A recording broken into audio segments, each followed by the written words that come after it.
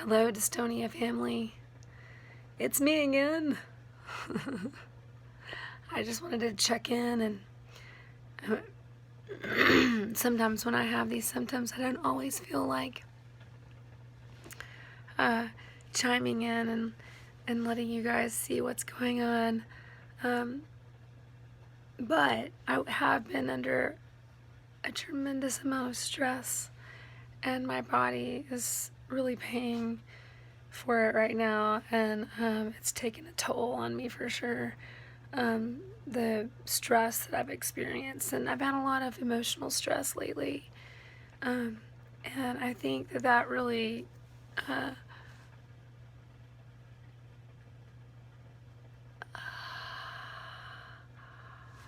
there's a lot of movement right up here in this TMJ joint, and you can see it always surprises me too, I look at myself when I'm having one of these lovely stretches. We'll call them stretches, right? That's so ridiculous. Muscle spasms, dystonic movements, whatever you want to call them.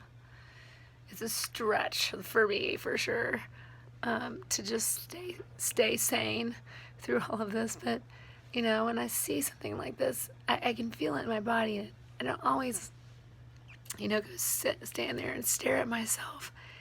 It is nice to see what other people see, though, But as I was saying, I've been under quite a bit of emotional stress, and it's about to pop. I can feel it.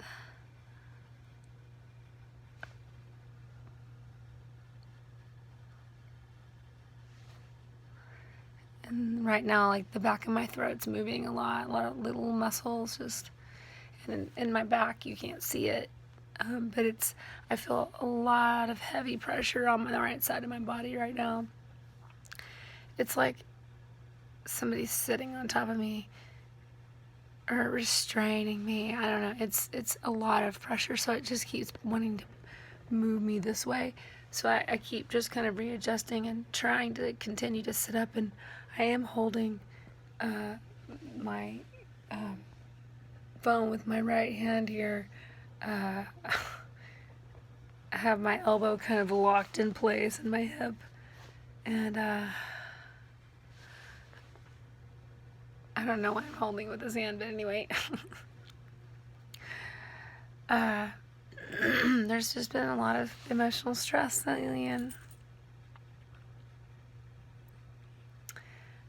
I'm sure there's many of you out there that can concur that when you go through this kind of emotional stress that your body does, it takes a beating.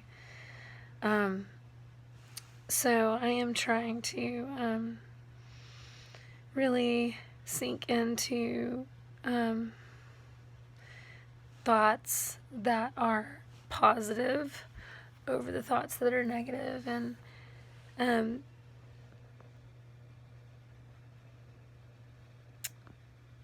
it's if you're a Christian, you might understand that taking every thought captive to the obedience of Christ.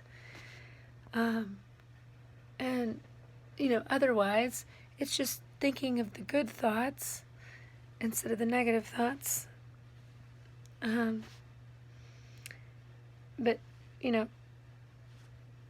being the guardian of your emotional space, your bubble, so to speak, and deciding what you're going to allow to come into your bubble and harass you, and what you're not. And so I've just really been practicing on, when I hear something that's negative, if it's not 100% positive, then I need to rephrase how I'm saying it to myself.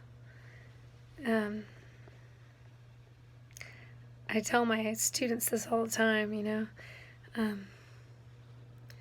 that we are the meanest bullies to ourselves, more than even just the friends that we have around us. We're the ones that say horrible things to ourselves in our own head. And if we were to,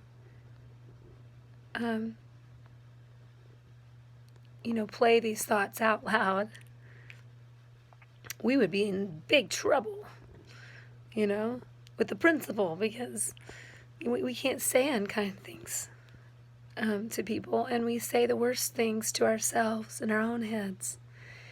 And I always tell the kids that it makes your heart hurt. It makes your body hurt. You might get a sick stomach, and those are all just those signs that you got some stinking thinking going on. And right now I'm just tired and exhausted. Sometimes it's not just thinking. It's worry, it's concern, it's, what I've noticed is that things do generally work out if I can just let go of the control and just let it go completely, surrender, and I choose to surrender to God, and that really works for me. And this is not easy to get through, and so you have to, when you're on your last, hope and prayer, it causes you to reach out, and and I reach out to God, to Jesus. He is my Savior, and but regardless, there is hope for this condition. And maybe it's not gone completely when I start thinking more positively and have a good attitude and kind to myself, but the symptoms are a lot less severe, I will have to say. So just note to self, note to you guys, that just to watch what the thoughts in your head are saying. Just observe. Just observe. It's pretty crazy.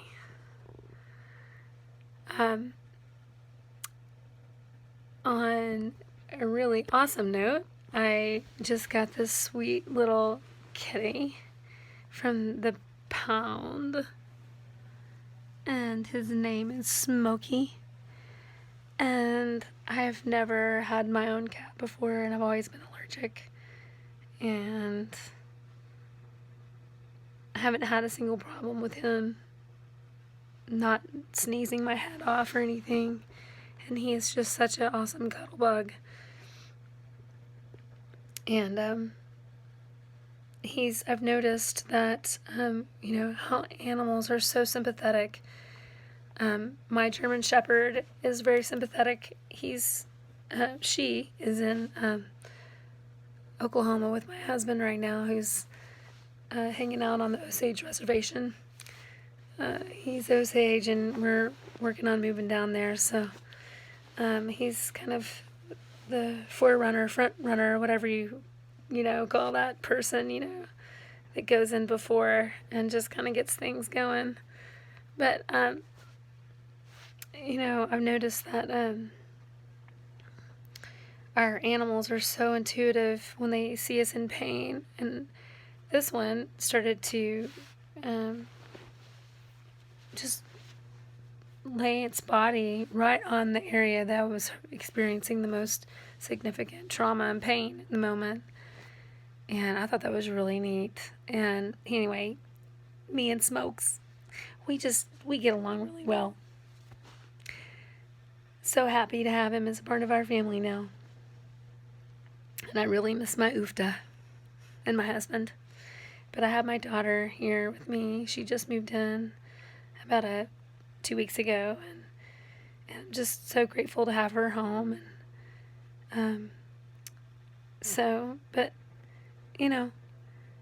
stress will cause these symptoms to occur more often, and so I just have to remember to take one little breath at a time. And, since I love the Lord, I love Jesus, I imagine my foot just like stepping right into his foot.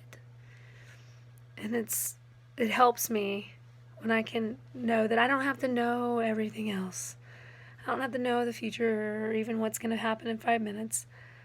I can just rest in knowing that I can see that next step.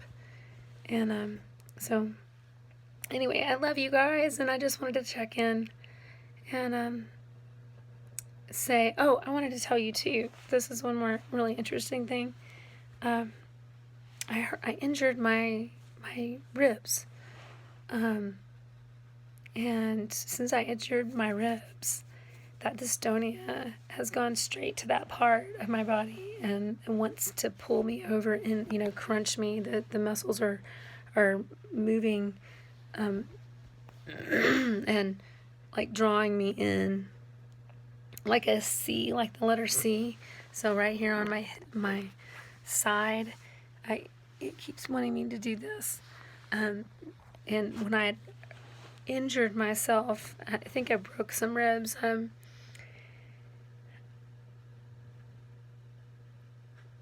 It was so painful.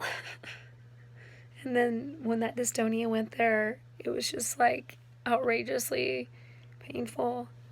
And luckily, I think I'm starting to finally heal. And so I still do have moments where those muscles want to grip and get tight. But that just kind of reminds me of some things that I've read about dystonia and physical trauma, and how, like, if you get in a wreck or something like that, that can actually set off the storm, or it can even be the first storm you've ever had or first dystonic episode you've ever had. Sometimes those injuries are the catalyst, I guess, for this dystonic movements to occur. Anyway, wondering if there's anybody else out there that has experienced this. So anyway, if you haven't already liked my channel, I would really love for you to subscribe. And, like this video, give me a thumbs up, and oh my goodness, my foot. Oh my gosh. I'm having here's a little picture of what's going on with my foot right now. It just started doing this. What we would normally call a Charlie horse, I suppose. Oh, you can't really see my foot. Where's my foot? Oh, there it is. Okay. Yeah, what you would normally call a Charlie horse. Yeah, that doesn't feel very good right now. And this is new. It doesn't usually do this. So I don't know what's happening right now. Probably I'm just really tired. I need to get to bed. It seems to be a lot of what happens to me when I get tired. And I haven't really gotten a lot of sleep today, so that's not very fun. But you know what? I'm gonna grin and bear it. I love you guys. And like I said, if you haven't liked this video, go ahead and give me a thumbs up. And if you haven't subscribed, please subscribe. I love visiting with you guys and talking with you guys. So anyway, God bless. And you guys, I love you. Bye.